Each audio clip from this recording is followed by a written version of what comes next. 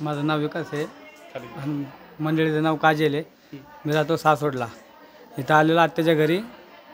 आत्या म्हणले ते जरा 4-5 दिवस, मग आपण दवाखान्यात जाऊन बायकोच्या पोटात दुखायला लागला अचानक.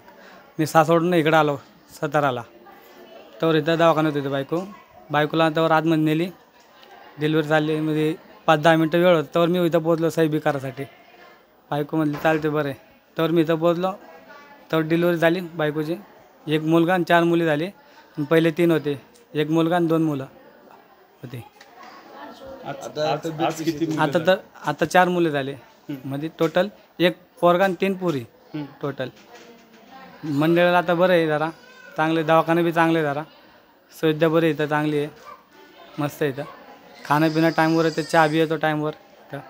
इकडं आले ते आत्याच्या घरी. इकडं पोटात दुखायला लागलं म्हणून तिकडं दवाखान्यात गेले ते मी दाखवायला. म्हणते तुम्ही सातारा जावा डिलिव्हरीला. सातारा जाऊन तुम्ही विचारा. त्यांनी इकडं चिठ्ठी करून दिली, ॲम्ब्युलन्स पाठवलं, इकडं डिलिव्हरी केली. 3 पहिले बाळ होतं, सिजरिंग केलं, मग 4 बाळ होते त्यात. मग डिलिव्हरीकडे इकडंच आणलं. आणि आता काचामध्ये पूर आहे. आता किती अपत्य आहेत, म्हणजे मुली किती आहेत आणि मुलं किती आहेत? एकूण 7 मुली. 2 मुली 5 पोरगी. तुमची प्रकृती कशी? आम्ही बेगारी काम करते. तुमची तब्येत कशी? तब्येत चांगली आहे.